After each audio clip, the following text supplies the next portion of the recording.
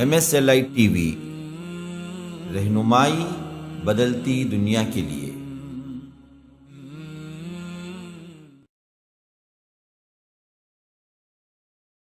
رمضان أقبل فالقلوب مريضة والنور أمسى خافتا بكياني.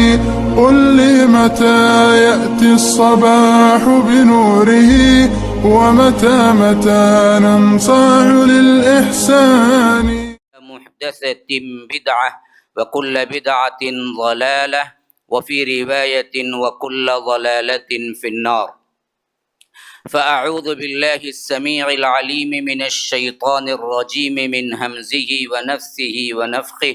وما محمد إلا رسول قد خلت من قبله الرسل أفإن مات أو قتل انقلبتم على أعقابكم ومن ينقلب على عقبيه فلن يضر الله شيئا وسيجزي الله الشاكرين.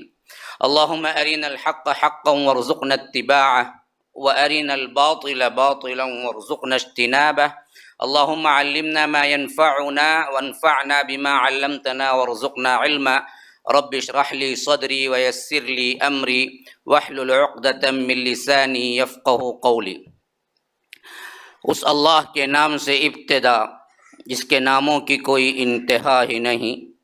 ولو ان ما فی الارض من شجرۃ اقلام والبحر يمده من بعده سبعة ابحر ما نفدت کلمات اللہ. اس ذات اقدس پر کروڑوں درود و سلام ہو جو تمام جہانوں کے لیے رحمت للعالمین بن کے آئے تھے. اللہم صلی علی محمد وعلی آل محمد كما صليت على إبراهيم وعلى آل إبراهيم إنك حميد مجيد وبارك على محمد وعلى آل محمد كما باركت على إبراهيم وعلى آل إبراهيم إنك حميد مجيد. برادران اسلام، واجب الاحترام بزرگوں، دوستوں، عزیز ساتھیوں، لائق احترام ماؤں اور بہنوں، سیرت خاتم النبیین کے موضوع پر جو اللہ کے رسول صلی اللہ علیہ وسلم کی سیرت ہم سن رہے ہیں، اس کا اہم ترین مقصد ہے عمل کرنا. ایک تاریخی حیثیت سے کوئی واقعہ نہیں ہے جو میں آپ کو سناتا چلا جاؤں اور آپ اس سے مزے لیں اور سوچیں کہ یہ کرامات ہوئے، یہ واقعات ہوئے، ایسے ایسے بہادری کے جوہر دکھائے، مسئلہ ختم. نہ تبرک کے اعتبار سے ہے کہ ہم نے اللہ کے رسول صلی اللہ علیہ وسلم کی سیرت کو سنا، یاد کر لیا اور بہت بہترین حافظہ ہے، ہم کو تاریخیں معلوم ہے.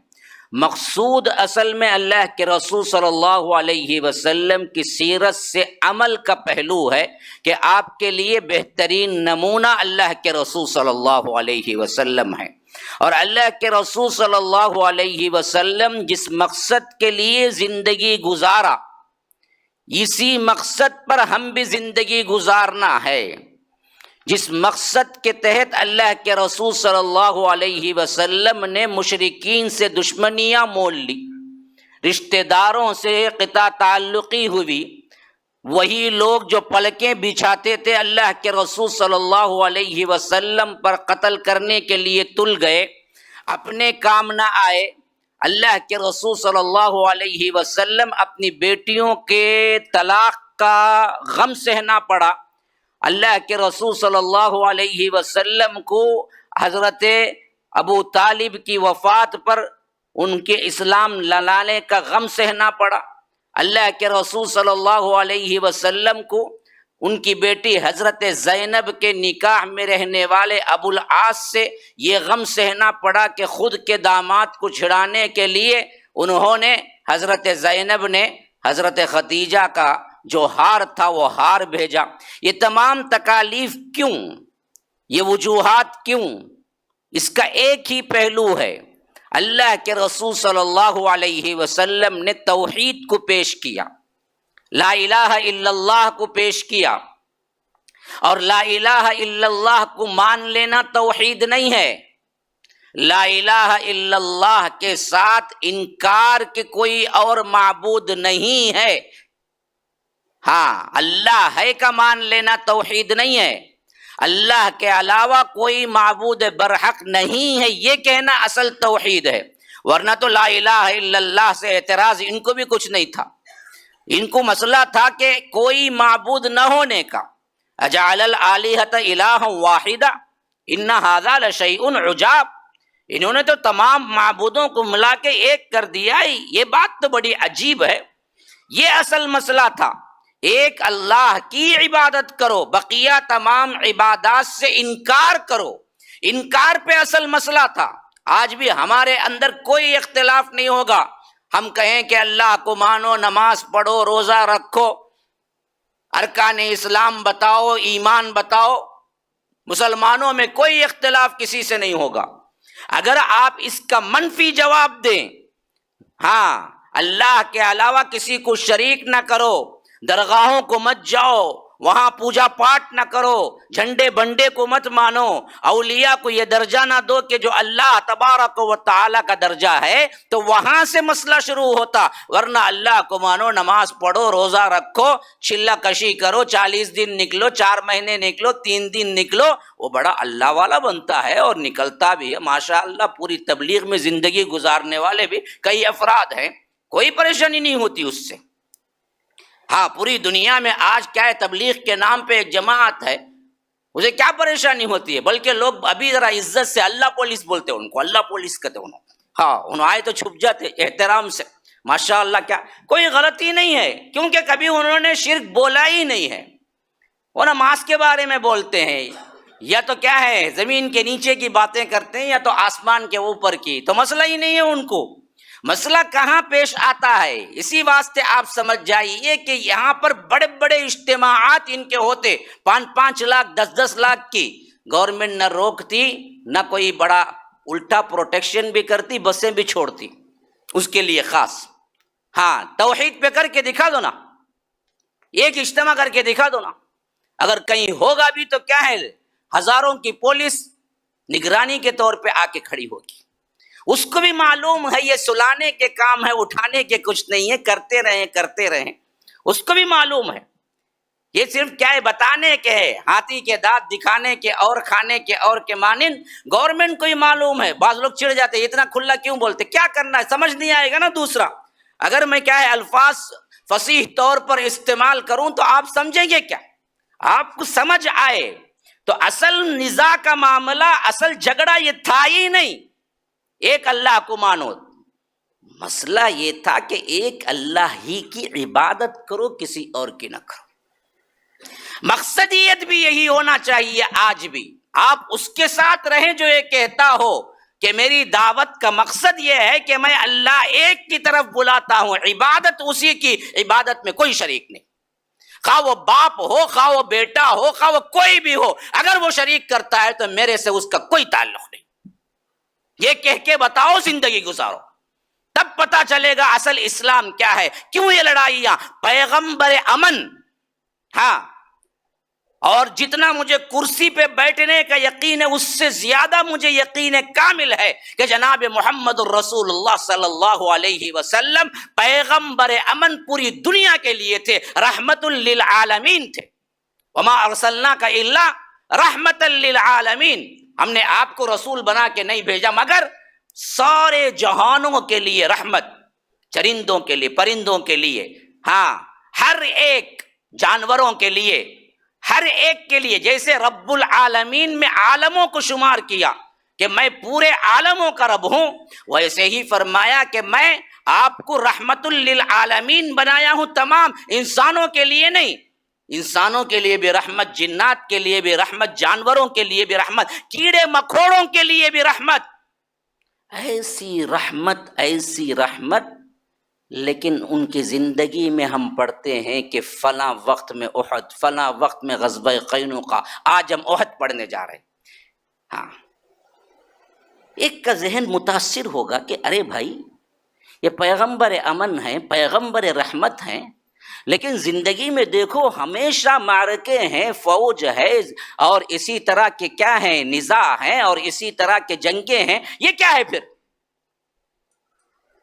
ہم تو کبھی کیا ہے ماشاء اللہ سے کبھی خون بھی نہیں دیکھا، ہاں معصوم بچے ہیں ہم تو اس معاملے میں، بڑے امن پسند تو ہم یہ سمجھتے ہیں کہ بڑا امن پسند ہے، بھائی کسی میں نہیں آتا، کچھ بھی ہو جائے، سامنے بیٹی بھی کسی غیر کے ساتھ بیٹھ کے جاؤ تو بابا بولتا اچھا بیٹا جا کو آؤ ذرا، کیا ہے سو جلدی آ جاؤ، رات میں زیادہ دیر سے نہ کو آؤ بولتا انہیں، اسے کچھ نہیں ہوتا، اسے نہ غصہ ہوتا، اسے نہ کیا ہے عصبیت ہوتی، اسلام پر چلنے کی حمیت ہوتی، کچھ نہیں ہوتا، وہ تو مردہ ہے۔ آج کے نوجوان، آج کے جوان اور آج کے مرد، میں تو کہتا ہوں عمومی نامرد ہو چکے ہیں، عمومی، اکا دکا کوئی ہے جو حمیت والا بھی ہو، اسے معلوم ہو کہ اس کی بیٹی کیا کر رہی ہے، باہر نکل رہی ہے، بغیر حجاب کے جا رہی ہے، کسی کے پیچھے بھاگ رہی ہے تو اسے غصہ ہے، ورنہ تو عموم کیا ہے، سب ہوتا بھائی، یہ سب نوجوانی کا جوش بھائی، ہمیں بھی کرے نہیں، اسے اس کی جوانی یاد آتی، میں کہا تو کون سا سیدھا، جانے چھوڑو یہ بچے بھی پھرندے بولتا ہوں۔ ہاں، تو ایک طرح کی حمیت ہی مر گئی، مردانگی چلے گئی، اس حیثیت سے ہم جی رہے ہیں۔ تو ہم سمجھتے کہ اللہ کے رسول پیغمبر امن کا مطلب کیا ہوگا کہ بہت اخلاقیات، نماز روزہ، یہ تو نظر نہیں آیا، سیرت پڑھتے جاؤ، آئے ادھر، وہاں سے کیا ہے، آپ نے غزوہ سویق دیکھا، اس سے پہلے بدر سے پہلے کے غزوات دیکھے، ذوالعشیرہ دیکھے، اور اسی طرح وادی سرئی نخلا دیکھا، یہ پہلی ہجری میں ہو گیا۔ دوسری ہجری پڑھے، غزوہ بدر دیکھا، اور اسی کے اختتام پہ غزوہ بنو قینقاع دیکھا کل ہم نے، یہ بھی غزوہ ہے۔ اور تیسری ہجری میں غزوہ احد پیش آیا۔ یہ لگاتار غزوے جنگیں، یہ کیا ہیں پھر امن کہاں کا؟ یاد رکھو، ہم نے سمجھا ہی نہیں امن کو، ہم بھی امن سے اس واسطے ہی ہیں، ہم بھی اصل میں ہمارے اندر کوئی تحریک اس واسطے نہیں اٹھتی ہے، کوئی انقلاب، کوئی درد اس واسطے نہیں ہوتا ہے، ہم نے کبھی توحید پیش ہی کی نہیں، پہلے قبول ہی نہیں کی، پیش کیا کریں گے؟ اللہ کے رسول صلی اللہ علیہ وسلم اپنے مقصد میں پختہ تھے، مکی زندگی میں بھی پیش کرتے رہے جب مار کھانا تھا، مدنی زندگی میں بھی پیش کرتے رہے جب دو بدو مقابلہ تھا، لیکن مقصد سے نہیں پھرے۔ یہ مقصد ہے جس پہ آپ اکٹھے ہو جائیں گے تو آپ کو بھی یہ تمام حالات سے نمٹنا پڑے گا۔ سب سے اہم ترین ایجنڈا، سب سے اہم ترین مقصد، سب سے اہم ترین کام ہمارے زندگی کا یہ بن جائے کہ ہم شرک سے لوگوں کو بچائیں گے اور توحید کو پھیلائیں گے۔ میرے ہر کام سے بڑھ کر یہ کام ہے تو یاد رکھو، آپ کو گالیاں پڑیں گی، آپ کو مار بھی پڑے گی۔ ہاں، دور حاضر کے 30 فتنے میں آج سے تقریباً 4-5 سال پہلے، شاید مجھے یاد نہیں ہے، الملک کے جھال میں دیا تھا، حرامی کے گالیاں تک، ہاں، حرام اولاد کی گالیاں تک مجھے لکھے گئے، قتل کی دھمکیاں آئی مجھے۔ ہاں، کیا رے بولا سو تو اتر رہے ویلور میں، دیکھ لے تمہیں بولا انہیں، ایسا بولا، واقعیتاً ایسا بولا مجھے۔ ہاں، اتنے فون آئے۔ توحید کو جب بولیں گے تب اصل معلوم ہوگا کون دشمن کون دوست ہے۔ توحید پہ آپ کھڑے ہوں گے، نہیں میری زندگی میں شرک نہیں چلے گا، علل اعلان میں بولوں گا، جو حق ہے وہ بول کے رہوں گا، تب معلوم ہوگا کون دوست اور کون دشمن ہے۔ تو یہ تمام ترتیب آپ کے سامنے آ کر رہے گی جو جناب محمد الرسول اللہ صلی اللہ علیہ وسلم کے ساتھ پیش آئی، جو توحید کو پیش کر کے توحید سے لوگوں کو روشناش کرا کے شرک سے جو مبرہ اور شرک کے خلاف جو کام کرتا ہے، اصل میں وہی امن پسند ہے۔ یاد رکھو، امن اسی کا نام ہے۔ امن خاموشی سے ہاتھ بن کے سب کے سر ہلانے کا نام نہیں ہے امن۔ ہاں، امن قرآن سے پوچھو کسے کہتا ہے؟ الذین آمنوا ولم یلبسوا ایمانہم بظلم اولئک لہم الامن۔ جو لوگ ایمان لائے اور اپنے ایمان کو شرک کے ساتھ نہ ملایا، ظلم یہاں پر شرک ہے۔ صحابہ نے کہا کہ اللہ کے رسول ظلم سے نہ ملایا، کون نہیں کچھ نہ کچھ ظلم کرتا، تو اس کے بارے میں، تو اس کے معاملے میں تو سب ظالم ہوئے۔ اللہ کے رسول صلی اللہ علیہ وسلم نے اس آیت کی تشریح کرتے ہوئے فرمایا، کیا تم نے سورہ لقمان میں نہیں پڑھا کہ ان الشرک لظلم عظیم؟ یہاں پر ظلم سے مراد شرک ہے جو سب سے بڑا ہے۔ تو فرمایا کہ جو لوگ ایمان لائے اور اپنی زندگی میں اس ایمان کے ساتھ ظلم کو آلودہ نہ کیا، یعنی شرک نہ کیا، فَأُولَئِكَ لَهُمُ الْأَمْنُ، امن اصل میں ان کو ہی ہے۔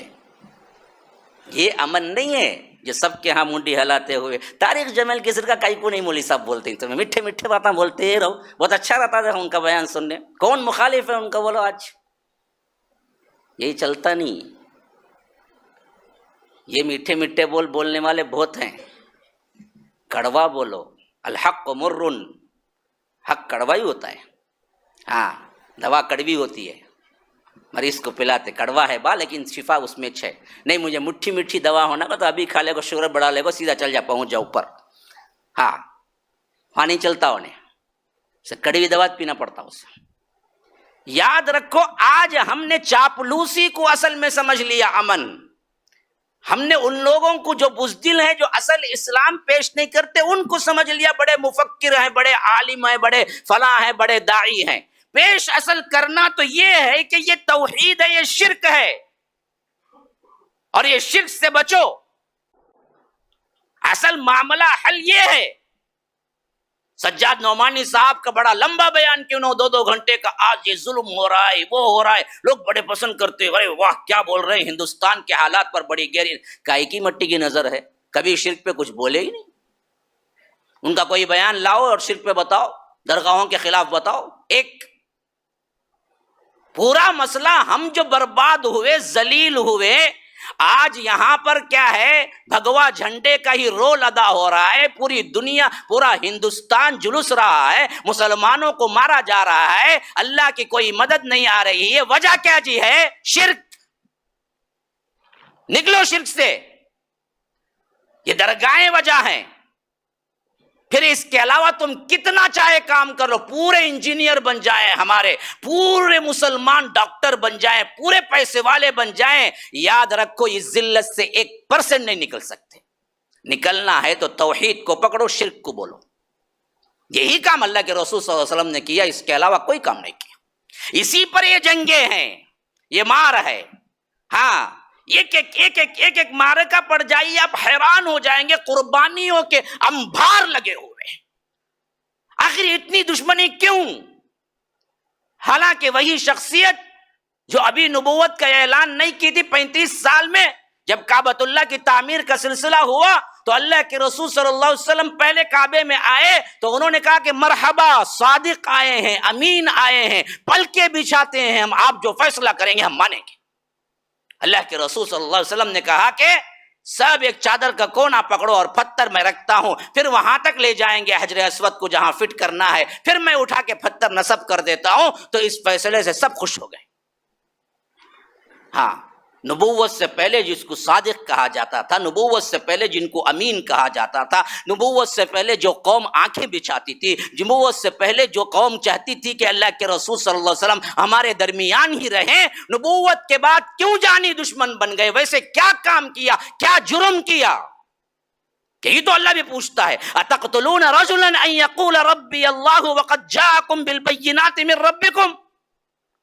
کیا دشمنی ہے محمد سے تمہیں اور اس کے اصحاب سے؟ صرف اس واسطے کہ وہ ایک اللہ کو مانتے ہیں، ایک توحید کی طرف دعوت دے رہے ہیں اور شرک سے تمہیں روک رہے ہیں، اس واسطے تم ان سے دشمنی کر رہے ہو. تمام دشمنی کی وجوہات یہی ایک تھی. وہ پیغمبر امن کسی کا ایک زخم، ایک خراش بھی لانا نہیں چاہتا تھا، لیکن ان بدبختوں نے اس توحید کی وجہ سے مجبور کر دیا کہ ہر سال جنگوں پہ جنگیں لڑنا پڑی. یہ جنگیں دہشت گردی کی نہیں تھی، یہ جنگیں اپنے اعتبار سے سرداری کا مقابلہ نہیں تھا، بادشاہت کا معاملہ نہیں تھا، نہ اپنے اقتدار بڑھانے کے لیے ہو رہی تھی. یہ خالص توحید اور شرک پر مبنی تھی کہ شرک کو ہٹاؤ، توحید کو قبول کر لو، پھر تو ہم آپ کو ہاتھ نہیں اٹھانا، بلکہ ہم وہی مسلمان کا درجہ جو ہوں گے جو اس سے پہلے صدیوں پہلے اسلام لایا تھا وہ، اور آج اسلام لانے والا، وہ دونوں برابر ہوں گے، صرف تم توحید کو مان لو. ہاں امرت ان اقاتل الناس حتى يقولوا لا الہ الا اللہ فاذا قالوها عصموا مني دماءهم واموالهم. ہاں لا الہ الا اللہ کہہ دیں گے، مان لیں گے، شرک سے اجتناب کر لیں گے، تو پھر تو کیا ہے، تم سب کے لیے برابر ہوں گے، مسلمان برابر ہوں گے. تو یہ پیغمبر امن صلی اللہ علیہ وسلم کو اصل میں توحیدی کی بنیاد پر مار ہوئی، توحیدی کی بنیاد پر جنگیں ہوئی. ابھی غزوہ بنو قینقاع نہیں ہوا، ہاں تیسرے ہجری کے ابتدائی ایام ہی اللہ کے رسول صلی اللہ علیہ وسلم کو معلوم ہوا کہ مشرکین مکہ پر تول رہے ہیں پھر جنگ کے لیے. ان کو سب سے بڑا ملال تو یہ ہے کہ بدر میں اتنے سردار کیسے قتل ہو گئے اور ہم کیسے واپس آ گئے. ہمیں بیٹھنا نہیں ہے. ایک ایک آدمی کے پاس جا کے وہ لوگ کہنے لگے کہ ہمارا منشا ہے کہ ہم کسی بھی طرح پھر دوبارہ مدینے پہ حملہ کریں اور مدینے کے اینٹ سے اینٹ بجا کے رکھ دیں, آپ لوگ ہمارا ساتھ دو. ہاں, اس طرح یہ تیاری کرنے لگے, حتیٰ کہ یہاں تک ابو سفیان کے ذریعے پورے مکے میں اعلان ہو گیا کہ جو قافلہ بچ نکلا تھا بدر کے وقت, آپ کو معلوم ہے وہ قافلہ جو ذو العشیرہ کے نام سے گیا تھا, جب اللہ کے رسول صلی اللہ علیہ وسلم پکڑنے کے لیے نکلے تھے تو بچ نکلا, پھر واپسی پہ پکڑنے کے لیے نکلے تھے تو کیا پیش آیا؟ جنگ بدر پیش آ گئی. تو انہوں نے اعلان کیا کہ اس قافلے کے ذریعے جتنا سونا چاندی منافع میں آیا ہے وہ سب بخش دو, انفاق کر دو, تاکہ ہم ہتھیار خرید کے اللہ کے رسول صلی اللہ علیہ وسلم کے پاس پہنچ جائیں لڑنے کے لیے. ہاں, دیکھو باطل کس طرح اپنا مال جان سب کچھ لٹا رہا ہے, اور ہماری حالت کیا ہو گئی ہے دیکھو. آج اس پوزیشن پہ اے بھگوا جھنڈے والے آئے ہیں تو کیا ان کی قربانیاں نہیں ہیں؟ ہاں, یہ بھی دیے تھے. ہم سو رہے ہیں, اب بھی باطل جاگ رہا ہے اور بہت حد تک جاگ رہا ہے. ہمارے ایک ایک پوائنٹ پہ ان کی نظر ہے اور ہم ابھی بھی کھانے پینے میں لگے ہوئے ہیں. کون سا مزیدار ہوگا, کون سے ہوٹل میں اچھا ملے گا, کہاں اچھا نہیں ملے گا, یہی ہمارا ڈسکشن کا موضوع ہے. فلاں ہوٹل میں گیا جی, ارے بیکار جی, میں ٹیسٹ کر لیا, وہاں جاؤ نا, میں بول دوں گا اور ایک جگہ جا کے آؤ, وہاں خالی بہترین سی فوڈ ملتا. اچھا, اب اس کی کیا انہیں تبلیغ کرنا, جس کا مشن اسے بولنا, اسے بولنا, اسے بلانا, اسے بلانا, اسے بلانا, یہ مشن. کھانا, آسائش, کپڑے, سیر سپاٹے, اس کے علاوہ ہماری زندگی میں ہے کیا؟ بولو نا کیا ہے, تم بتاؤ نا. نہیں بھائی, میرا ایک بہت بڑا مقصد ہے, دین کا تو نہیں ہے لیکن بہت بڑا مقصد ہے, ایک بڑی فیکٹری کر کو میں لوگوں کو کیا ہے کام دینے کے واسطے میں رات دن محنت کرتا ہوں. بولو نا کتنے لوگوں کا ہے عقیدہ ایسا؟ ہاں, چھوڑو دنیا نہیں, دین نہیں, چھوڑو, کچھ اچھا مقصد تو بتاؤ نا کہ دیکھو بھائی میں میری زندگی کا میں مقصد بنا کے رکھا ہوں بھائی. ہاں, میرے مرنے کے اندر تک میں کم از کم 100 غریبوں کو کیا ہے پیسے والا بنانا چاہتا ہوں, اس کے لیے میں کام کروں. مجھے چھوڑ دو, مجھے کوئی بھی ایک اچھا مقصد بتاؤ نا. ہمارا عام مقاصد جیسے کافروں کے, کھائے پیے جمائے وراثت میں چھوڑ کو مر کو گئے, کچھ بھی نہیں سو بیٹا, اس کے بعد شرابی کبابی بن کو, انہیں بھی کیا ہے گردے فیل ہو کو مر گا. حالات میں ایسے نہیں بول رہا ہوں, کسی کا واقعہ میرے ذہن میں نام نہیں لے رہا ہوں, بول رہا ہوں خالی میں. ہاں, یہی ہو رہا ہے. ہاں, مرتے دم تک کماتا, کماؤ کماؤ کماؤ, جمع کو مر جاتا, خود بھی استعمال نہیں کرتا بیچارہ. استعمال کون کرتا؟ آوارا بیٹا استعمال کرتا. انہیں کیا بولتا, بھاوا بہت رکھو گئی ہیں, ادھر کا کھاؤ ادھر کا کھاؤ, ادھر یہ کرو, نشہ کرو, فلاں کرو. 35-30 سال میں انہیں ہی مر جاتا, پوری وراثت گورنمنٹ کو چل جاتی. معلوم نہیں, ایسے کروڑوں بچے ہیں جن کی وراثتیں استعمال کرنے والے کون بھی نہیں. نوجوانی میں بگڑ کے مر گئے, کون بھی نہیں ہے دیکھنے والا. ہاں, باپ کی زندگی میں ایسا کبھی ہو جاتا, بڑا پیسے والا باپ, پورے بچے بگڑ گئے. کوئی شرابی, کوئی کبابی, کوئی ڈرگ لینے والا, کوئی فلاں کوئی فلاں. ہاں, میرے پاس ایک باپ رو تو میری اتنی جائیداد ہے, سنبھالنے والا کون بھی نہیں. میرا بیٹا مول صاحب کیا کرنا, دے دو بھائی. نہیں دیتا میں, وہ ایک نہیں دوں گا میں, کسی کو بھی نہیں دوں. روز رات کو گن لے کو سوؤں گا, کتنا ہے ہوتا. یہ بھی کوئی زندگی ہے؟ یہ زندگی ہے؟ اسے زندگی بولتے ہیں؟ بالمقصد ہم کرتے کیا ہے؟ ذرا سوچ کے دیکھو, کبھی کبھی ہنسی آ جائے گی. ایک جانور کسی زندگی, بس فَمَثَلُهُ كَمَثَلِ الْكَلْبِ, کتے کسی زندگی, ان تحمل علیہ یلہث او تترکہ یلہث, آپ اسے ہڈی ڈالو تب بھی زبان لٹکائے, اگر کچھ بھی نہ ڈالو تب بھی زبان لٹکائے. کتے کی یہ ایک چال ہے, باقی سب کھائے تو کیا کرتے معلوم, زبان اندر رہتی. آپ دیکھو کسی بھی جانور کو کیا ہے, بھوک پیاس کی کوئی خاص نشانی نہیں معلوم ہوگی, اور کھا لیا بولو نا انہیں, پھر اس کے بعد اسے رکھو نا گھاس سے, نہیں کھاؤں گا انہیں. میں بھی بکرے لا کو رکھتا نا, 2-3 دن کو, 1 دن کو رکھتا میں. ابھی بقرعید آئیں گی, اسے گھاس ڈالو، بھوکا رہا تو کھاؤں گا، اس کے بعد پکڑ کو منت سماجت کر کو وہاں بیٹھ جاؤ، تمہیں اس کے کیچڑ میں بیٹھ کو نہیں با ذرا کھا لے، بولے گا نہیں کھاتا، بولے گا ہاں، اسے کھلا کو دیکھو گھاس نہیں کھاؤں گا، انہیں بھوک کے ٹائم میں کھا لیں گا، اس کے بعد نہیں کھاؤں گا۔ ہم اس سے بھی گئے گزرے ہیں۔ یہ کتا ہی ایک ایسا جانور ہے جو کھایا کتنا بھی کھاؤ پھر سامنے ہڈی رکھو بھاگیں گا۔ اس لیے فرمایا ان تحمل علیہ یلہث او تترکہ یلہث، آپ اسے ہڈی ڈالو تب بھی زبان لٹکائے، ایسے بتائے گا کہ میں بہت بھوکا ہوں، کھا لیا پھر بھی وہی بتائے گا میں بھوکا ہوں۔ ذالک مثل القوم الذین کذبوا بآیاتنا، یہی حال ہوتا ہے جو لوگ ہماری آیتوں کا انکار کرتے ہیں۔ دیکھو ہماری حالت، 10,000 رہے وہ سوچتا 20,000 نوکری کا رکھ گیا تو میں کیا بھی نہیں اللہ کے ولی بن جاؤں گا، بول گا تو 20,000 ہوتے ہی 50,000 بنے تو میں اللہ ولی بنوں گا تھا، 50,000 آتے ہی نہیں مجھے 1,00,000 بنا تو میں اللہ ولی بنوں گا بولتا، کبھی اللہ ولی بنتا نہیں، شیطان ولید بنتا انہیں۔ لیکن امیدیں بڑھتی جاتی ہیں، خواہشیں بڑھتی جاتی ہیں، بدلاؤ کچھ نہیں ہے، بالمقصد زندگی گزارنے والے، میں کہتا ہوں کہ اس بیٹھے ہوئے اس حال میں 10 نوجوان 10 لوگ بھی بالمقصد جم جائے نا، ہم وہ کام کر سکتے ہیں جو کوئی اور بڑی بڑی جماعتیں نہیں کر سکتی ہیں۔ مقصد پر گزارو زندگی کہ میرا ایم کیا ہے، ابھی مجھے موت آ گئی، اللہ پوچھے کہ کس مقصد سے تو نے زندگی گزاری، تو ہم جواب کیا دیں گے، ہمارا مقصد کیا ہے؟ کھانا پینا، مر جانا، بیوی بچے جانا، شادی کرنا، بس مسئلہ ختم، کچھ کما لینا، کچھ جما لینا، کچھ کیا ہے بچوں کے لیے چھوڑ کے چلے جانا، یہی مقصد، اتنا ہی ہے۔ اللہ کے رسول صلی اللہ علیہ وسلم اپنی پوری زندگی لگا کے بتایا کہ دیکھو مقصد یہ ہوتا ہے، مجھے کوئی دنیا کی حرص نہیں، مجھے کوئی آسائش کی حرص نہیں، میرے لیے کیا ہے کوئی عیش نہیں، میرے لیے کوئی، حتیٰ کہ یہ دنیا کی زندگی زندگی ہی نہیں، لا عیش الا عیش الآخرہ، صرف اس میں جیتا اس واسطے ہوں کہ رب کا حکم ہے، لوگوں کو نمونہ ہونا ہے کہ کیسے جینا ہے، ورنہ مقصد صرف اور صرف ایک ہی ہے کہ اللہ کا دین کونے کونے تک پہنچ جائے اور میرے ذریعے سے کوئی انسان مشرک نہ مر جائے، سب کے سب توحید پہ آ جائیں۔ اتنی حرص تھی اس معاملے میں، اللہ کو ڈانٹ دینی پڑی، پیار بھری ڈانٹ، لعلک باخع نفسک الا یکونوا مؤمنین، اے اللہ کے رسول شاید آپ اپنے آپ کو ہلاک کر لیں گے یہ غم کھاتے کھاتے کہ یہ لوگ ایمان کیوں نہیں لاتے۔ کبھی آپ نے فکر کی، کبھی آپ کو غم ہوا کہ یہ لوگ ایمان کیوں نہیں لاتے، یہ لوگ صحیح توحید پہ کیوں نہیں آ جاتے؟ یہ کروڑوں لوگ، یہ کروڑوں مسلمان درگاہوں پہ چادریں چڑھاتے ہوئے، سجدے کرتے ہوئے، جھنڈے بنڈے کے سامنے قیام کرتے ہوئے، یہ لوگ کیسے توحید پہ آئیں گے؟ اس کے لیے میں کیا کروں؟ کبھی آپ نے یہ سوچ سوچ کے کروٹیں بدل کے رات گزاری ہے؟ کبھی بیتا ہے ایسا بھی آپ کا دن؟ تو پھر جانوروں میں اور ہم میں کیا فرق ہے؟ اللہ کے رسول صلی اللہ علیہ وسلم اسی مقصد پر پوری زندگی لگائے کہ کسی طرح لوگ ایمان لے آئے، توحید پرست بنے، توحید کو مان لیں اور شرک سے بچ جائیں اور جنتی بن جائیں، جہنم سے بچ جائیں۔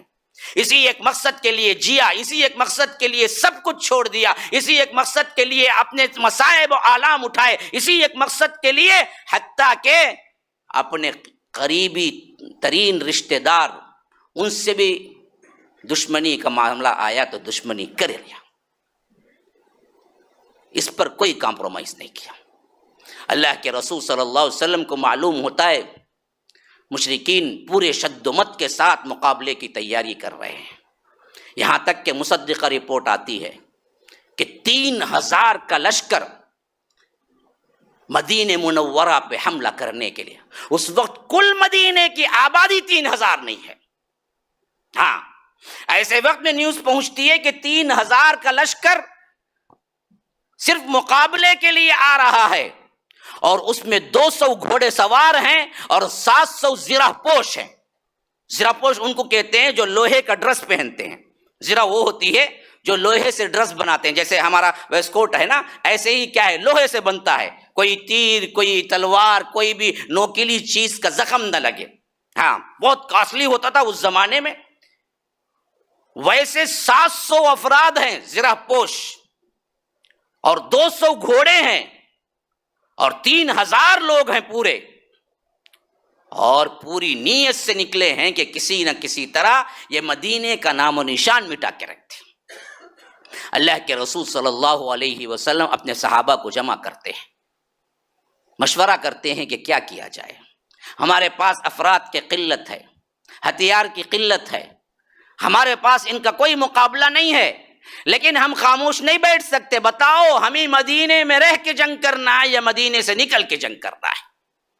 بعض انصاری نوجوان جو بدر میں شریک نہیں ہوتے وہ کہتے ہیں کہ اللہ کے رسول صلی اللہ علیہ وسلم ہمیں بیٹھ کے انتظار کیوں کرنا ہے، ہم مدینے سے نکل کے جنگ کریں گے. حالانکہ اللہ کے رسول صلی اللہ علیہ وسلم کی منشا یہ تھی، رائے یہ تھی کہ نہیں، مدینے کے اندر رہ کے جنگ کریں گے. کیوں؟ مدینے کے اندر رہنے سے اور بھی کئی سپورٹ ملنے کی امید تھی، کیونکہ وہ قلعہ تھا تو اس میں دیواریں تھی، اس اعتبار سے سپورٹ زیادہ مدینے میں رہنے پر تھا. لیکن جب نوجوانوں کا جوش دیکھا اللہ کے رسول صلی اللہ علیہ وسلم نے تو ان کو اپریشیٹ کیا، کہا کہ اچھی بات ہے، میری رائے میں رکھتا ہوں، مدینے سے نکل کے ہم جنگ کریں گے، میں تیاری کر لیتا ہوں. گھر میں گئے، اما عائشہ کہتی ہیں کہ ہم نے ہی تیار کرایا اور اللہ کے رسول صلی اللہ علیہ وسلم کو 2 زرہیں پہنائی. ایک نہیں، اس وقت 2 زرہیں پہنے ہوئے تھے اللہ کے رسول صلی اللہ علیہ وسلم. ایک زرہ پہننا ہی بہت مشکل بات ہے، کیونکہ لوہے کا لباس ہوتا ہے نا، وہ خود سے پہن نہیں سکتے، اسے پہنایا جاتا ہے. ہاں، نہ وہ خود سے اتار سکتا تھا بندہ، وہ اتنا وزن ہی ہوتا تھا. یہاں دیکھیے اللہ توکل بلکہ چھوڑ نہیں دی. اللہ کے رسول صلی اللہ علیہ وسلم زرہ پہنے، ایک نہیں 2. لیکن جتنے وقت میں اللہ کے رسول تیار ہو کے ہتھیار سے لیس ہو کے نکلے، ہمیں کیا سمجھتے اللہ والا کا تو لمبی داڑھی، پہلا جھبا، ایک میلی ازار، تسبیح کے دانے، اللہ اللہ اللہ نیچے دیکھتا ہوا چلے ہو جاتا نا، انہیں بہت بڑا اللہ والا. ہم نے تصور یہ آئیں گا جو اللہ کے رسول صلی اللہ علیہ وسلم میں نکلے. ہاں، کیا سپاہی آنا ہے، کیا جوش خروش ہے. اور عمر اس وقت کتنی ہے؟ 55 ہو چکی ہے اللہ کے رسول صلی اللہ علیہ وسلم کی عمر، 55 سال ہیں اس وقت. ہاں، جوش خروش ایسا کہ نوجوان بھی دنگ رہ جائیں. اللہ کے رسول صلی اللہ علیہ وسلم جب 2 زرہ پہنے، ابھی واپس نہیں نکلے تھے. جو انصار کے بڑے لوگ تھے انہوں نے کہا نوجوانوں کو، آپ نے جلدی کی، آپ نے اللہ کے رسول صلی اللہ علیہ وسلم کی رائے کو بدلنے پہ مجبور کر دیا. اللہ کے رسول صلی اللہ علیہ وسلم کی رائے تو مدینے میں رہ کے لڑنے کی تھی، اور آپ کا جوش دیکھ کے اللہ کے رسول نے اپنی رائے تبدیل کر دی. ایسا نہیں کرنا چاہیے تھا. تو تب نوجوانوں کو احساس ہوا کہ ہاں، ہم نے جوش میں کچھ زیادہ ہی کہہ دیا ہے. تو ان سب نے کیا کیا، بڑے انصار لوگوں کو، خاص کر سید انصار سعد بن معاذ کو کہا کہ ہماری طرف سے معافی مانگ لے اور کہیں کہ آپ کی جو رائے ہے وہی رائے ہماری بھی ہے. تو جیسے ہی اللہ کے رسول صلی اللہ علیہ وسلم تیار ہو کے باہر نکل کے آئے، سعد بن معاذ آگے بڑھ کے کہا کہ اللہ کے رسول یہ چند نوجوان ہیں جو اپنی خواہش میں کہہ گئے، ورنہ تو آپ کی رائے تبدیل کرنا نہیں ہے. آپ کی رائے یہ ہے کہ مدینے میں رہ کے لڑا جائے، تو ان سب کی بھی رائے یہی ہے کہ مدینے میں رہ کے لڑا جائے. آپ کی رائے مقدم ہے، ہماری رائے نہیں. تو اللہ کے رسول صلی اللہ علیہ وسلم نے فرمایا کہ کسی نبی کو یہ سزاوار نہیں کہ جب وہ جنگی لباس پہن لیتا ہے تو جنگ کیے بغیر اتارتا نہیں ہے. یہ بات تم پہلے کہتے تو شاید میں مان جاتا. اب میں تیار ہو چکا ہوں جنگ کے لیے، زرہ پہن چکا ہوں، اب آ کے تم کہہ رہے ہو، تو اب یہ نبی کے لیے سزاوار نہیں کہ وہ جنگی لباس پہنے اور بغیر لڑائی کے پھر اتار دے. اب جو فیصلہ ہو گیا، چلو نکلیں گے ہم. تو صحابہ خاموش ہو گئے. اب صحابہ کا لشکر نکلا مدینے سے. عین وہ دن شوال 3 ہجری، ہاں، بروز ہفتہ 15 تاریخ، اللہ کے رسول صلی اللہ علیہ وسلم نکل رہے ہیں. پوری تعداد ملا کر عبداللہ بن ابی کے ساتھیوں کے ساتھ 1000 ہے. 3000، ہاں، دگنا نہیں تگنا ان لوگ، یہ 1000 ہیں. اور پورے فوج میں صرف 2 گھوڑے ہیں، وہی 2 گھوڑے جو پہلے تھے وہاں پر بھی. حضرت زبیر بن عوام کا میں نے بتایا تھا کہ گھوڑے سوار، مقداد بن اسود گھوڑے سوار تھے. ایسے ہی 2 ہی گھوڑے کیا ہیں، احد میں بھی تھے. اور پورے لشکر میں صرف ایک اللہ کے رسول کے علاوہ زرہ پوش تھا. ہاں، زرہ جو ایک آدمی، ایک صحابی تھی جن کو میسر تھی زرہ، کسی کے پاس کچھ نہیں تھا. اور اللہ کے رسول صلی اللہ علیہ وسلم ایسے لشکر کو لے کے آگے بڑھ رہے، احد کی طرف جا رہے ہیں. تو راستے میں عبداللہ بن ابی آیا. یہ منافقین کا سردار تھا، ہمیشہ پیچھے سے خنجر کھونپتا تھا، ہمیشہ اس وقت مسلمانوں کو ذکر پہنچانے کی کوشش کرتا تھا جب کہ زیادہ ضرورت ہوتی تھی. یہ بدبخت آیا، کہا کہ اللہ کے رسول آپ نے تو بچوں کی بات مان لی، میری رائے بھی یہی تھی کہ ہم مدینے میں رہ کے لڑے. آپ تو کیا ہے چھوٹے چھوٹے بچوں کی ابھی ان کو کیا تجربہ ہے کہ ان کی بات مان لی. اب ایسے میں تو میں دراصل آپ کا ساتھ دے نہیں سکتا. میں جا رہا ہوں. اپنے 300 افراد کو، قبیلے کے 300 لوگوں کو لے کے کہا کہ میں جا رہا ہوں. پہلے ہی ایک فرد کی کمی ہے، 3000 کا مقابلہ 1000 سے ہے. ایسے وقت میں چھرا گھونپ رہا ہے یہ بدبخت منافق، آ کے کہہ رہا ہے اللہ کے رسول آپ میری بات نہیں مانے، ایسے میں آپ کا ساتھ دے نہیں سکتا، میں نکل کے جا رہا ہوں. 300 اس کے ساتھی منافقین تھے اس میں، ان سب کو لے کے پلٹ گیا. ایسے میں صحابہ نے سوچا کہ یہ تو بہت بڑی کمزوری ہو جائے گی، پھر تو ہم 700 رہ جائیں گے، اور پتہ نہیں اس کے جانے سے اور کتنے لوگوں کے اندر بزدلی یا پلٹ کے جانے کا کیا ہے ارادہ پیدا ہو جائے. اس واسطے عبداللہ بن حرام جو جابر بن عبداللہ کے باپ ہیں، یہ بڑے بڑے پائے کے بہترین اور مخلص ساتھیوں میں سے اللہ کے رسول صلی اللہ علیہ وسلم کی، وہ آئے. انہوں نے کہا کہ او یہودیو ذرا سوچو، تم مسلمان ہو کے آئے ہو، آج ہمارے لیے ایک ایک آدمی کی ضرورت ہے، اور ادھر اللہ کے رسول صلی اللہ علیہ وسلم باہر نکل چکے ہیں. ایسے وقت میں تم ساتھ چھوڑ کے مت جاؤ، تمہارا ہونا بہت ضروری ہے. تو اس نے کہا کہ دیکھو جی، اگر ہم اسے جنگ سمجھتے تو ساتھ دیتے، یہ جنگ کہاں ہے؟ ہاں، اگر اسے ہم جنگ سمجھتے تو ساتھ دیتے، یہ جنگ کہاں ہے؟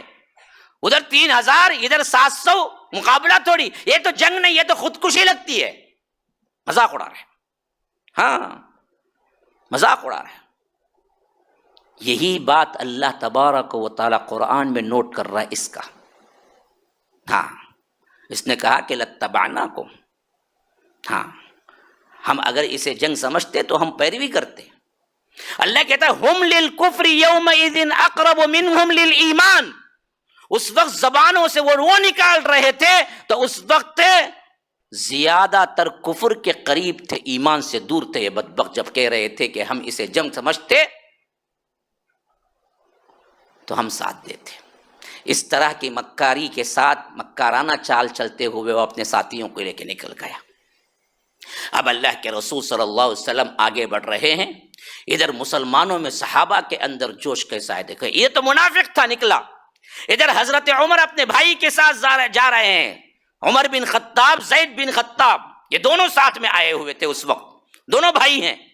ان کا حال کیا ہے؟ وہ دونوں جا رہے ہیں اور جاتے جاتے کہہ رہے ہیں کہ دیکھو جو زرہ ہے نا میری، تم پہن لو. حضرت عمر کہہ رہے ہیں کس سے؟ زید سے، تم پہن لو. زید کہتے ہیں بھائی جان معلوم ہے کیا مجھے شہادت کی خواہش نہیں ہے؟ آپ کیوں مجھے دے رہے ہیں مجھے معلوم ہے. ہاں میں بچ جاؤں اور آپ شہید ہو جائیں؟ نہیں نہیں نہیں نہیں، میں بھی شہید ہونا چاہتا ہوں. یا رب کیا جذبات ہے، ہاں کیا ایمان ہے. حضرت عمر کہہ رہے ہیں کہ ذرا تم لے لو، پہن لو، میرے لیے ضرورت نہیں. تو زید بن خطاب کہہ رہے ہیں کہ نہ مجھے معلوم ہے آپ کس طریقے سے مجھے کر رہے ہیں، چاہ کہ میں بیٹھ جاؤں؟ نہیں، مجھے بھی شہادت کی خواہش ہے، میں نہیں لوں گا. حضرت عمر کہتے ہیں کہ نہیں بھائی ایسے ہی کہا تھے، نہیں آپ پہن لیجئے نا. حضرت عمر نے کہا مجھے شہادت کی خواہش نہیں ہے. آخرکار دونوں نے بغیر زرہ کے لڑا، کوئی نہیں پہنا ان میں سے. ہاں ادھر عبداللہ ابن جہش رات میں دعا کر رہے ہیں، ایک اور صحابی کو ساتھ میں بٹھا کے کہہ رہے ہیں اے اللہ کل معرکہ ہونے والا ہے، کل تو مجھے کسی ایسے پکے کافر و مشرک سے مقابلہ کرا کہ میں اس کو ماروں، وہ مجھے مارے، میں اس کو قتل کروں. اس طرح آگے بڑھتا جاؤں یہاں تک کہ آخر کار تیری راہ میں لڑتے لڑتے کسی کافر کو غلبہ دے کے وہ مجھے شہید کر دے. واہ، ہمیں رہتے تو کیا دعا کرتے، کیا کہ دیوانہ پاگل ہوگا جی، شہید کر، اللہ مجھے بچا کر. پھر بچہ کے پاس لاکھوں اللہ چھوٹے بچے ہیں، اللہ چھوٹے چھوٹے بھائی کو بچے ہیں، شادیاں کرنا، اللہ میں کیا کہ اللہ کے رسول کے حکم پہ آگا ذرا واپس کر ڈال. یہ نہیں دعا کرتے ہم؟ ہاں دعا دیکھو کیسی ہے. کہا کہ تیری راہ میں لڑوں قتال کروں یہاں تک کہ کسی کافر کو تو غلبہ دے کہ وہ مجھے قتل کر دے، تیری راہ میں شہید ہو جاؤں. اچھا یہاں تک نہیں، آگے دیکھو کیسے کیسے کرشمے دیکھے. یہ ایمان ہو تو سب ہوتا ہے, ایمان ہونا چاہیے اصل میں. کہا کہ اس کے بعد پھر جو مجھے قتل کرے اس پر اتنا غلبہ دے کہ وہ میرا ناک, میرا کان, میرے ہاتھ, میرے آنکھیں ایک ایک ٹکڑے کر دے, مجھے مسلح کر دے. کوئی بولیں گا ایسا؟ ہاں, شہادت تک تو بھی مانگے تو کیا بولیں گے؟ اللہ شہید ہونے کے بعد عزت سے مجھے ایک خبر دے دے, میں کنارے لیٹ جاتا ہوں, اس کے بعد مجھے جنت دے دے, یہ نہیں بولیں گا؟ شہادت کی دیکھیں کیسے کیسے قسمیں ہیں.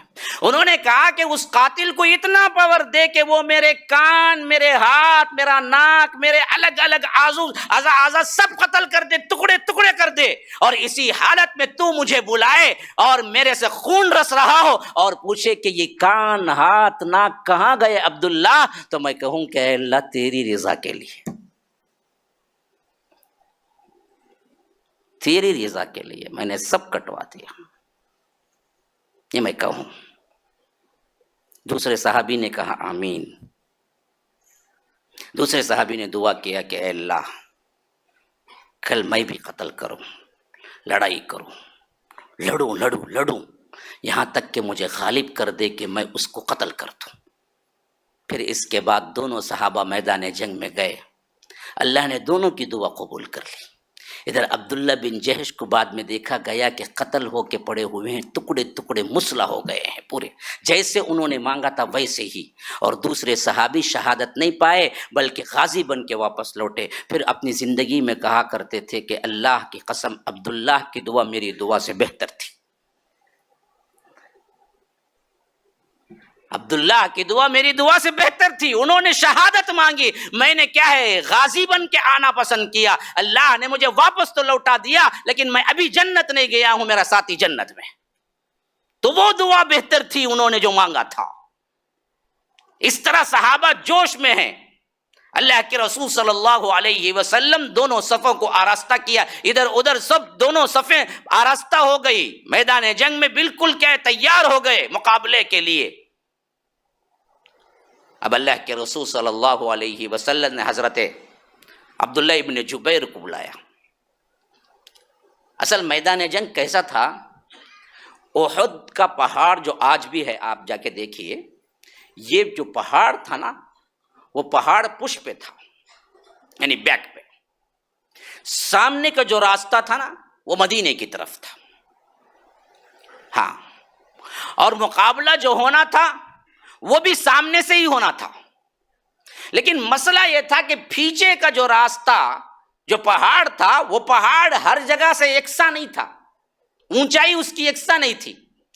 بعض جگہوں پہ پہاڑ کچھ درے بناتا تھا, یعنی کچھ اونچائی کم تھی, ایسی کم تھی کہ کوئی بچہ بھی چھلانگ لگا کے آ سکتا تھا وہاں سے. خطرہ سب سے بڑا وہی تھا, کیونکہ ادھر مدینہ تھا, ادھر سے تو حملہ نہیں ہو سکتا, اور ادھر پیچھے پہاڑ تھا. اگر پہاڑ پورا سائز ایک ہی ہوتا تو کوئی نہیں آ سکتا, لیکن کہیں جگہ چھوٹے چھوٹے کیا بنے ہوئے تھے, کف بنے ہوئے تھے. ایسا معاملہ تھا کہ اس میں سے کوئی نکل کے آ سکتا تھا. تو ایسے ہی ایک درہ, ایک جگہ جہاں پر بہت ہی گیپ تھی, عین کہتے ہیں, وہ عین کی جگہ پہ اس ٹیلے پہ کیا کیا, حضرت عبداللہ ابن جبیر کو لے آئے. اس میں 50 ساتھی تھے, 50 صحابہ کا امیر بنایا اور کہا کہ دیکھو یہاں تم سب باندھ کے کھڑے ہو جانا, کوئی پیچھے سے ہم پہ حملہ نہ کر دے, یہ اس درے پہ کھڑے ہو جانا. حتیٰ کہ تم دیکھو کہ ہمیں پرنجے نوچ کے لے جا رہے ہیں اور ہماری ہار ہو چکی ہے, تبھی بھی تم اس درے کو چھوڑ کے نہ آنا, یہیں پر کھڑے ہو کے حفاظت کرنا, کیونکہ خطرہ یہ ہے کہ یہاں سے یہ لوگ آ سکتے ہیں حملہ کرنے کے لیے. عبداللہ ابن جبیر کو یہاں کھڑا کر دیا 50 ساتھیوں کے ساتھ. اور ادھر اصحاب رسول اللہ صلی اللہ علیہ وسلم کو مدینہ سامنے تھا, خطرہ کچھ نہیں تھا. ادھر سے کیا ہے, عبداللہ ابن جبیر کے ساتھی تھے. اب معاملہ جب شروع ہوا, شروع میں ہی اللہ تبارک و تعالی نے بہت جلد فتح دی تھی. اس حیثیت سے لڑے کہ وہ لوگ بھاگنے لگے. حضرت حمزہ, حضرت علی اور اسی طرح بڑے بڑے صحابہ ایسے جوش سے لڑ رہے تھے کہ بہت کم مدت کے اندر فتح نظر آنے لگی, جس کو اللہ تبارک و تعالی قرآن میں ذکر کرتا ہے. لَقَدْ صَدَقَكُمُ اللَّهُ وَعْدَهُ إِذْ تَحُسُّونَهُمْ بِإِذْنِهِ. اللہ کا جیسا وعدہ تھا ویسے ہی تم ان کافروں کو گاجر مولی کی طرح کاٹ رہے تھے. حتی اذا فشلتم وتنازعتم فی الامر. ہار کب ہوئی، جھگڑا کب ہوا، معاملہ الٹا کب؟ جب تم نے کیا کیا تھا، تھوڑا سا پھسلا تھا اپنے معاملے میں. وہ کیا ہوا؟ وہ یہ ہوا کہ ادھر سے دراصل حملہ ہو رہا ہے. ادھر کیا ہے؟ مشرکین ہیں، دونوں طرف سے برابر کا حملہ. اور ایسا حملہ ہوا کہ مشرکین بھاگتے بھاگتے یہاں تک کہ عورتوں کے پاس پہنچ گئے.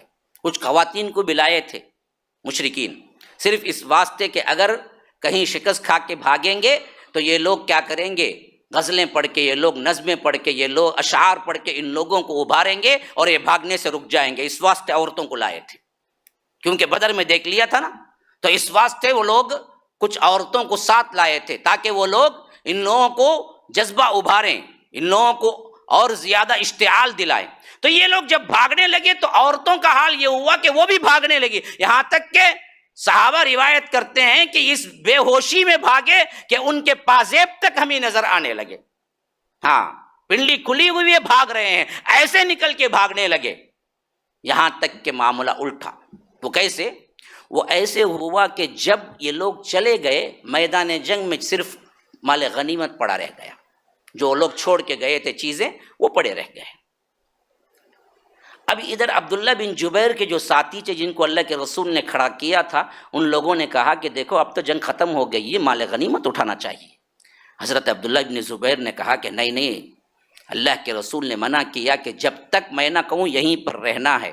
انہوں نے کہا کہ وہ تو جنگ کے وقت میں کہا نا، اب تو جنگ ختم ہو چکی ہے، اب جو مال غنیمت ہے اس کو اٹھانا ہے، اب دراصل پھر کہاں جنگ ہونے والی ہے.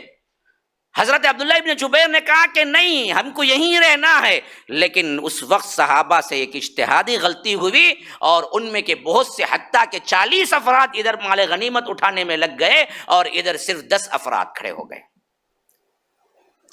اور ادھر معاملہ یہ ہوا کہ بھاگتے ہوئے جو لوگ تھے وہ تو بھاگ رہے تھے، لیکن جو چوکنا لوگ تھے اس میں ایک خالد بن ولید بھی تھے. ہاں، خالد بن ولید کے ہاتھوں 200 سواروں کا میں نے بتایا نا کہ 200 گھوڑے سوار تھے. 200 گھوڑے سوار کے دستے کے امیر خالد بن ولید کفار کی طرف سے تھے، ابھی اسلام قبول نہیں کیے تھے. وہ انہوں نے دیکھ لیا کہ کمزور حصہ یہاں پر ہے، جہاں اللہ کے رسول نے 50 صحابہ کو کھڑا کیا وہاں تو اب یہ لوگ 10 ہی ہیں اور میرے پاس 200 ہیں.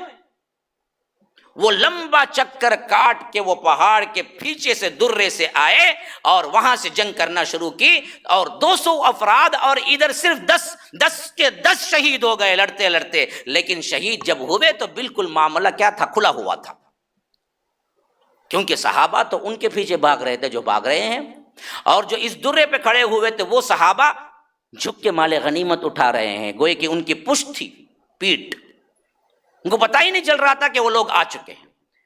اب بھانسا پلٹا، اب یہ لوگ مارنا شروع کیے، صحابہ شہید. کسی کو اتنا بھی پتہ نہیں چلا کہ ہوا کیا ہے.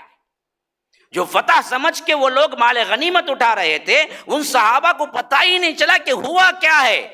تلوار اٹھانے کا بھی موقع نہیں ملا. اب پیچھے سے مار رہے ہیں خالد بن ولید. جب پیچھے سے مارنے لگے کہ بھاگنے والوں نے دیکھا کہ پھر خالد بن ولید جنگ کر رہے ہیں تو وہ بھی واپس آ گئے. اب ایسا ہو گیا چکی کے 2 پاٹوں کے درمیان جس طرح آٹا پستا ہے اس طرح ادھر خالد بن ولید ادھر کافر اور درمیان میں مسلمان آ گئے. ایسے گھمسان کا رن پڑا کہ کسی کو کچھ سمجھ نہیں آ رہا تھا، حتیٰ کہ ایسا بھی ہوا کہ خود مسلمانوں نے مسلمانوں کو قتل کر دیا.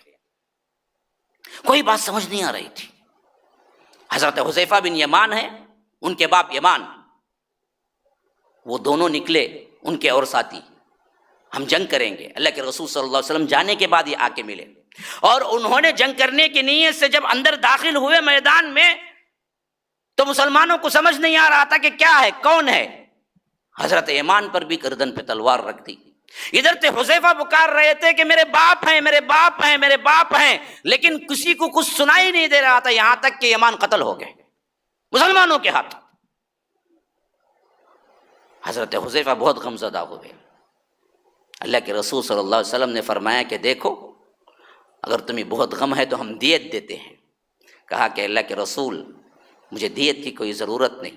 بلڈ ڈونیشن جو ڈونیٹ ہونا ہے جس کا پیسہ ہوتا ہے دیت، خون بہا جسے کہتے ہیں. مجھے غم تو یہ ہے کہ وہ لڑتے ہوئے مشرکین سے شہادت نہیں پائے بلکہ مسلمانوں نے کر دیا. مجھے وہ غم ہے. ہاں مسئلہ یہ ہوا کہ انہیں کیا ہے، موقع ہی نہیں ملا ان کے جوہر دکھانے کا.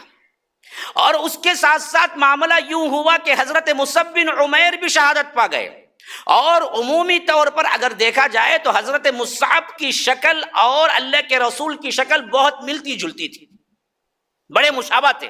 یہ کون ہے پتہ ہے؟ مصعب بن عمیر کون ہے جی؟ کس کے استاد؟ آپ کے؟ کہاں سے ہے؟ ہاں پہلے سفیر جو گئے تھے مدینے کو، جسے اللہ کے رسول صلی اللہ علیہ وسلم بھیجا تھا، یہ ہو بہو تھے. اور ان کے ہاتھ میں اللہ کے رسول نے جھنڈا دیا تھا. ایک جھنڈا ان کے پاس تھا، ایک حضرت علی کے پاس. تو یہ بدبخت ایک کافر نے جب ان کو قتل کیا تو پہلے ہاتھ پہ وار کیا، تو انہوں نے کیا کیا، اور ایک ہاتھ سے جھنڈا پکڑا. پھر دوسرا ہاتھ پہ وار کیا تو انہوں نے کیا کیا، سینے کے بل لیٹ کے جھنڈا پکڑا. میں گروں لیکن اسلام کا جھنڈا نہ گرے، ایسے لیٹ کے، یہاں تک کہ وہ قتل ہو گئے اور جھنڈا نیچے گرا. تب جا کے حضرت علی نے، اب یہ بدبخت نے سمجھا کہ یہ اللہ کے رسول ہیں کیونکہ مشابہت، تو اس نے کیا کر دیا، افواہ پھیلا دی کہ میں نے اللہ کے رسول کو قتل کیا. ابھی یہ گھمسان کرم یہاں پڑا ہوا تھا اور مقابلہ شدید تھا، اور اس میں یہ افواہ اڑی کہ اللہ کے رسول قتل ہو گئے. اور واقعہ بھی یہ تھا کہ اللہ کے رسول مسلمانوں کو نظر نہیں آ رہے تھے. تو لوگوں نے صحیح سمجھ لیا. اب کئی لوگ تلوار پھینک کے خاموش بیٹھ گئے، جب اللہ کے رسول صلی اللہ علیہ وسلم ہی نہیں ہیں تو ہم لڑ کے کیا کریں گے. بعضوں نے کہا کہ آپ بیٹھے کیوں ہیں، کہا کہ ہم لڑ کے کیا کریں گے. بعض صحابہ نے کہا کہ اللہ کے رسول صلی اللہ علیہ وسلم کس کے لیے لڑے، اس دین کے لیے لڑے، شہادت پائی، پھر تم زندہ رہ کے کیا کرو گے، جو شہادت پائی وہی شہادت تم بھی پالو. اس طرح ہر طرف افراتفری کا عالم تھا. اور ادھر اللہ کے رسول صلی اللہ علیہ وسلم کیوں نظر نہیں آ رہے تھے؟ وجہ یہ تھی کہ خود اللہ کے رسول صلی اللہ علیہ وسلم زخمی ہو گئے تھے. جب صحابہ پر یہ وار ہوا پیچھے سے تو صحابہ کو سمجھ نہیں آیا کہ کیا کریں، اور یہ لوگ آگے سے بھاگنے لگے. تو اللہ کے رسول صلی اللہ علیہ وسلم پیچھے سے پکارے لیکن آواز نہیں گئی. ہاں یدعوکم فی اخراکم فاصابکم غما بغم لکی لا تحزنوا علی ما فاتکم ولا ما اصابکم. یہ پورا نقشہ قرآن میں سورہ آل عمران میں اللہ نے کھینچا ہے. رسول جب تمہیں پیچھے سے پکار رہا تھا، یدعوکم فی اخراکم، اور تم پر غم نازل ہو رہا تھا، غم پر غم چھا رہا تھا، تمہیں پتا بھی نہیں. اب ایسے وقت میں قریب ترین جو صحابہ تھے وہ صرف 9 رہ گئے تھے اللہ کے رسول صلی اللہ علیہ وسلم کے پاس. 7 انصار تھے، 2 مہاجر تھے.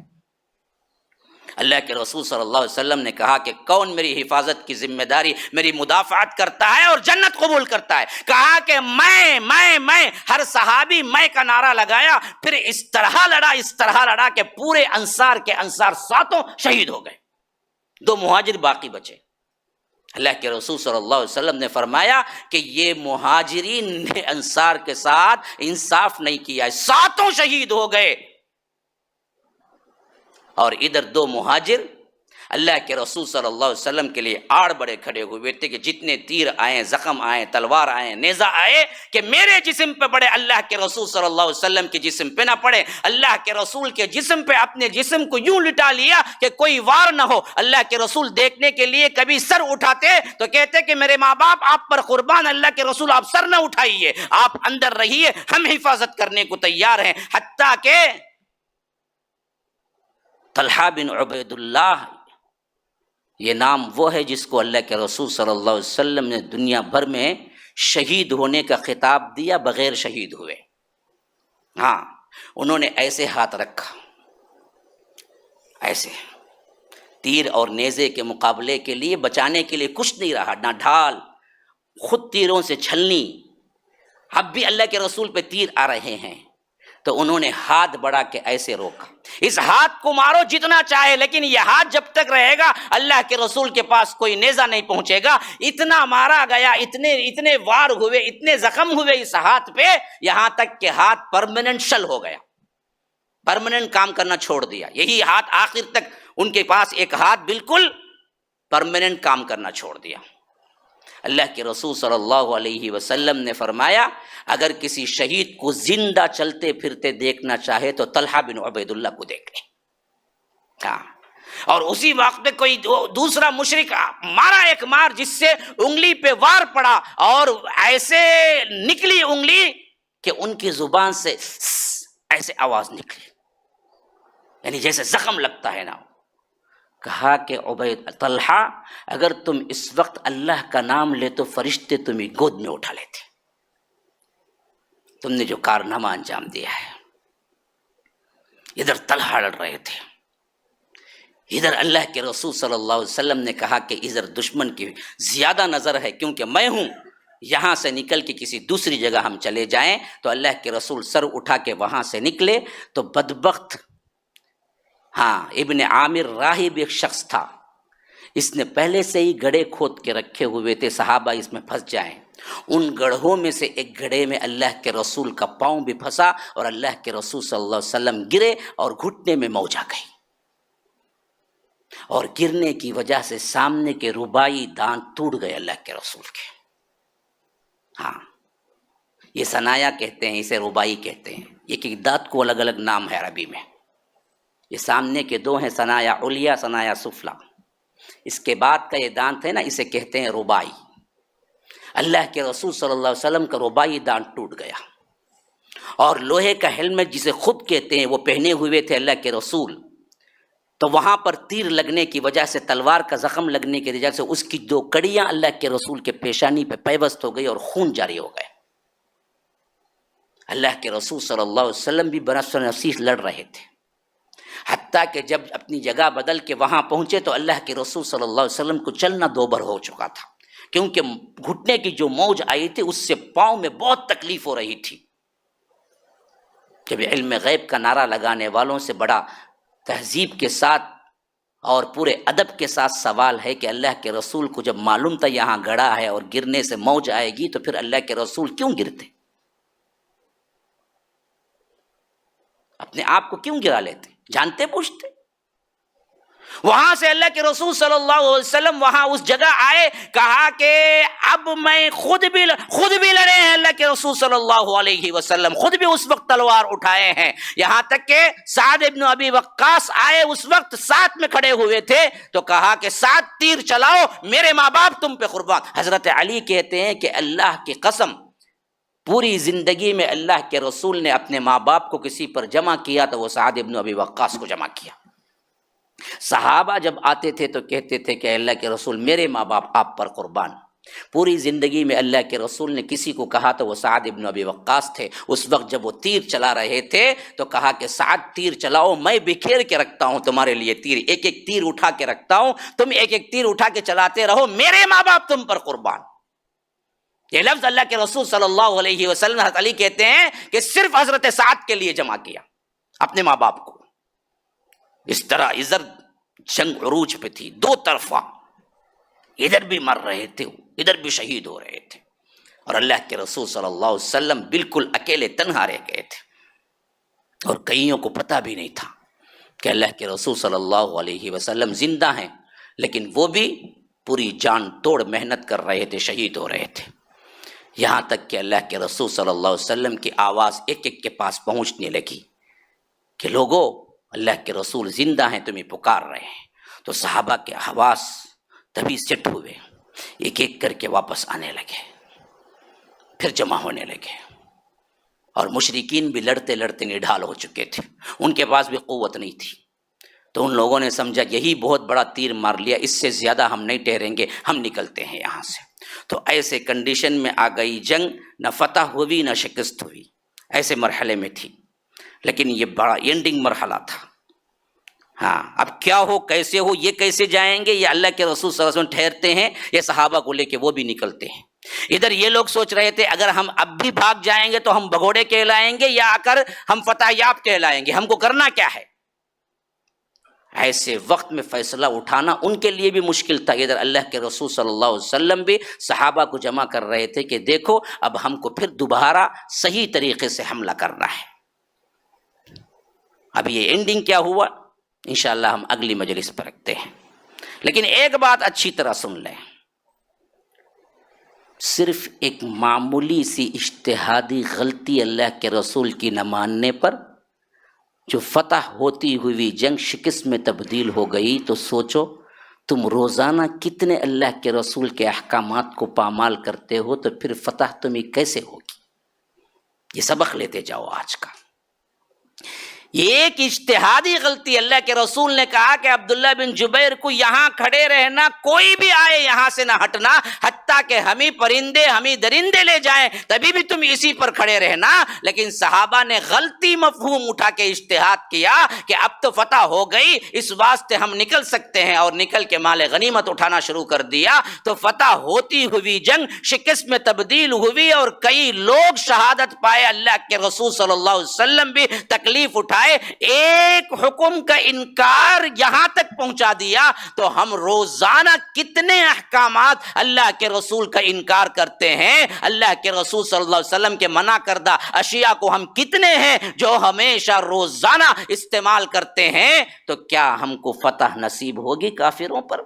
کیا خیال ہے؟ کیا خیال ہے؟ کیا بھائی کچھ سنا ہی نہیں آپ نے؟ کیا خیال ہے؟ ہوگی نہیں؟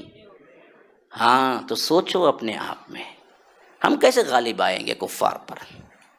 ہمارا پرسان حال کوئی نہیں ہے آج. ہم خود اللہ کو ناراض کر چکے ہیں. مدد کہاں سے آئے گی؟ اس حد تک اپنے عمل کو سدھارو پھر مدد آئے گی. جب تم خود عمل سے انکار کرتے ہو، رسول کی سنتوں کا مذاق اڑاتے ہو، حرام کاریاں کرتے ہو، میوزک ڈانس میں اپنی زندگی گزارتے ہو، فحاشی اوریانی میں اپنے معاملات کو رکھتے ہو، پھر سمجھتے ہو کہ کیا ہے یہ انہیں کرتا بھائی انہیں کرتا بھائی، کوئی نہیں کرتا، خود ہم ہی کرتے، اپنے آپ کو کھلاڑی مارتے ہیں. هذا وباللہ التوفیق صلی اللہ وسلم علی نبینا محمد. اسأل اللہ لی ولکم ولسائر المسلمین من کل ذنب فاستغفروه انه هو الغفور الرحیم.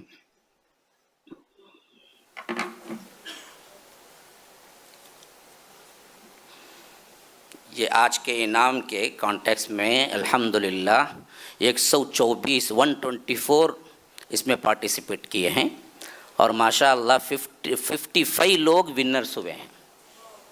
بہت کمزور ہے تمہارا. اللہ اکبر. ہاں ذرا تمہیں آواز سے بولے پورے جوش میں آتے. علی بھائی جوش میں ہی کیا پوچھتے پہلے، لیکن ہاں لو. اور کون ہے بھائی؟ چھوٹے بچے کا ہی آؤ جی. آؤ آؤ ادھر آؤ. ہنکیا بن کر گولے بسم اللہ بول کو. ارے ہاتھ بھی رکھ لیتے نا جی، وہ کائی کو جلتے ہیں، وہ میں دے دوں اس میں سے اٹھاؤ. انہوں سیدھا چاکلیٹ پر چلے گئے. چاکلیٹ میں دے دوں جی تم نا. لاؤ. بنت الطاف حسین شارجہ ماشاءاللہ. یہ بنت الطاف حسین اس واسطے پڑھا کہ کل میں ایک کمنٹ پڑھ رہا تھا.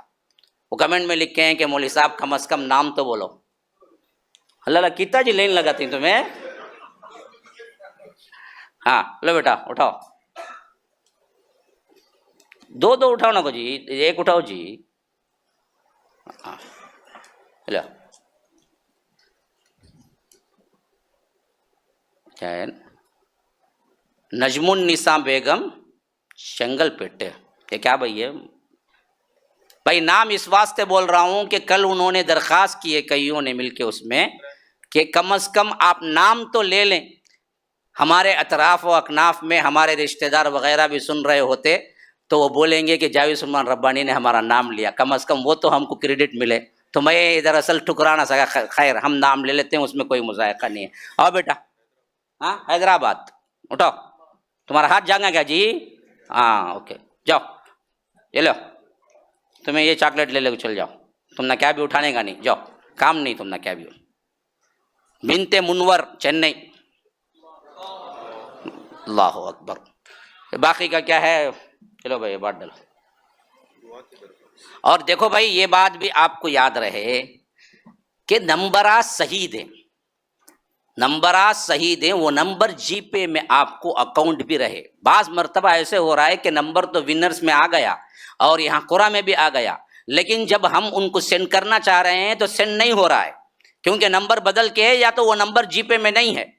تو اس اعتبار سے شاید کسی کو غلط فہمی ہو جائے کہ بھائی یہاں تو نام لے کے بول رہے ہیں کہ انعام آ گیا انعام آ گیا. ہم نہ انعام اتنی آیا نا. اب انہیں سوچیں گے پہلے معلوم جی خالی پیسے کے واسطے بولتے تھا یہ نام انعام بول کو، تو یہ الٹے کیا ہو جاتے ہیں، اس طرح کی غلط فہمیاں پیدا ہوتے ہیں. کیونکہ اچھا سوچنے والا اچھا سوچتا، کیا بولے تو بھی نہیں بھائی جائے عثمان ربانی ویسا نہیں کریں گے، لیکن پہلے سے دیکھنے بول کو آتا کیا نکالیں گے اندر سے بول کے، انہیں کیا دیکھے کیا میں پہلے بولا چپکے تبھی نامہ لیتے پہنچتا نہیں پیسہ، اکا دکا کو نہیں پہنچا، اس میں ہماری مجبوری ہے کہ ہم کو نہیں مل رہا ہے نمبر ان کا، اب اسے رکھو ہمیں کیا کریں گے. تو اس واسطے بابا الٹا سیدھا سوچو نو کو، اچھا سوچو، ہر ایک کے پاس حسن الظن من حسن العبادہ، اچھا گمان رکھنا بھی اچھی عبادت ہے. اور اسی طرح ایک دعا کی درخواست آئی ہے، کیا ہے بھائی، نہیں کیا مرض، جویریہ نام ہے، ایکسیڈنٹ ہوا ہے، اللہ تعالیٰ انہیں شفاء کاملہ عاجلہ مستقبل عطا فرمائے، اللہ تبارک و تعالیٰ انہیں جلد از جلد صحت یابی نصیب فرمائے، اور جو بھی مریض ہیں، جو بھی کیا ہیں شفا کے محتاج، اللہ تعالیٰ ان سب کو بھی شفاء کاملہ عاجلہ مستقبل عطا فرمائے. اور تیسری بات بھائی، یہ بات 1-2 منٹ رہ جائیں کیونکہ شیڈول بہت جلد اب تبدیل ہوگا، تاکہ میں آپ کو اعلان کر دوں، کیونکہ آج 15ویں نہیں بلکہ 16ویں رات ہے، 16 جز نہ پڑے تھے، ہاں تو 16ویں رات ہے، اور 17ویں 18ویں 19ویں 20ویں یہ 4 رات باقی ہیں جو اس شیڈول پہ ہوں گے انشاءاللہ. پھر 21ویں سے شیڈول ہمارا تبدیل ہوگا، 9:45 عشاء ہوگی انشاءاللہ، اور 10 سے 11 اسی سیرت کے مضمون پر یہاں پر بیان ہوگا. پھر 11 to 12:30 آپ کے لیے وقفہ ہے ذکر اذکار کے لیے اور چائے کا، اس دن سے چائے شروع ہو جائے گی، اب تک کے بددعا بہت سہیلیاں ہوں اس واسطے کیا ہے اس دن سے تو چائے شروع ہو جائے گی. پھر انشاءاللہ 12:30 سے دورہ ترجمہ قرآن چلے گا 1 تک یا 1:30 تک دورہ ترجمہ قرآن چلے گا. پھر انشاءاللہ وہ جو تراویح چل رہی تھی وہ کنٹینیو وہاں سے ہوں گے انشاءاللہ، اور وہ پورے 10 دن یعنی 9 دن 29 تک اسی شیڈول کے تحت الحمدللہ جاری و ساری رہیں گے. تیسری بات یہ ہے کہ اسی یعنی 21ویں رات 20 کا روزہ افطار ہوتے ہی اعتکاف کا ٹائم شروع ہو جاتا ہے، جس اعتکاف کا میں نے پہلے ہی اعلان کر دیا ہے. یہاں پر مرد حضرات کو خواتین کو دونوں کو ارینجمنٹ کیا گیا ہے انشاءاللہ اس سال، اللہ کے فضل و کرم سے اللہ اسے کامیاب کرے، اللہ سے دعائیں ہیں. لیکن 2 شروط عام ہیں، خواہ وہ مرد ہوں خواہ وہ عورت ہوں، موبائل لے آ نہیں سکتے. ہاں اپنے ساتھی کو چھوڑنا پڑے گا، کیا مولوی صاحب بیوی کو تو بھی چھوڑ کو آ جاؤں گا لیکن موبائل کو چھوڑوں گا نہیں بولے گا انہیں، ایسا حال ہے. یہ اصل اس واسطے کہ اعتکاف کا مقصد ہی فوت ہو جاتا ہے اگر موبائل لاتے ہیں. تمہارا پورا بزنس چلتا رہتا، تمہارے سب ایکٹیویٹیز چلتے رہتے، موویز چلتے رہتے، گانے چلتے رہتے، مذاقاں چلتے رہتے، پھر انہوں اعتکاف میں چڑھتے. ہاں یہ ایسی بلا ہے جو اعتکاف کا مقصد ہی کو کیا ہے برباد کر دیتی ہے. اس واسطے ہم نے طے کیا کہ موبائل نہیں لا سکتے. ایک دوسرا، خواتین 40 سال یا 40 سال کے اوپر ہونا ہے، ان سے کم کے لیے یہاں پر اعتکاف کے لیے ہم نے ارینجمنٹ نہیں کیا ہے. یہ ایک سیف سائٹ کے اعتبار سے کیا ہے، شرعاً کوئی چیز نہیں ہے اس میں، ہمارے سیف سائٹ کے اعتبار سے کیا ہے. اور جو حضرات اعتکاف میں بیٹھیں گے یہاں پر، وہ 10 دنوں کا افطاری اور سحری کا ہمارا ارینجمنٹ ہے. بقیہ اسنیکس یا رات کا کھانا وغیرہ وہ آپ لوگوں کا ارینجمنٹ ہوگا.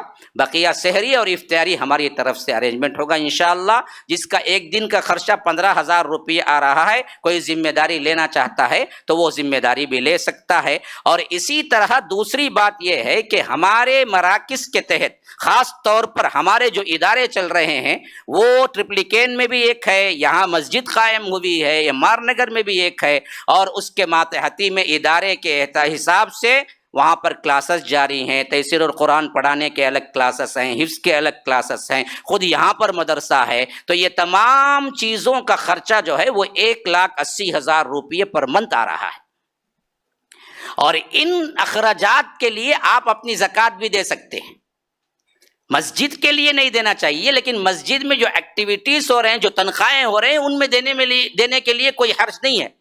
تو آپ اس کی زکوٰۃ یہاں پر ادا کر سکتے ہیں، اپنی اپنی زکوٰۃ. دوسرے، زکوٰۃ کے علاوہ ڈونیشن صدقات کو اللہ کی راہ میں نکالیے، تاکہ ہمارے اخراجات 12 مہینے کے اگر ہم کو جمع ہو جائیں پیسے، تو اللہ کے فضل سے ہمارے ایکٹیویٹیز بڑھانے میں بڑی آسانی ہوگی. آنے کا خرچہ ذہن میں، جانے کا خرچہ ذہن میں، پھر ذمہ داریاں ذہن میں، پھر میں پڑھوں پڑھاؤں، پھر کیا ہے آپ کے دورے، آپ میرے اپنے دورے ہوں، پھر آپ کو کیا ہے تعلیمات ہوں، درس ہوں، اتنا سب کچھ اگر ذہن میں ہے تو پھر حالت میری اپنی کیا ہوتی ہے وہ مجھے ہی معلوم ہے۔ بہر کیف ہمارا معاملہ اللہ سے ہے، صرف ریکویسٹ اتنی ہے کہ آپ دل کھول کے یہ 15 دن میں ہر دن کچھ نہ کچھ دیتے جائیں، کیونکہ بڑے ہی بہترین دن اور رات آ رہے ہیں۔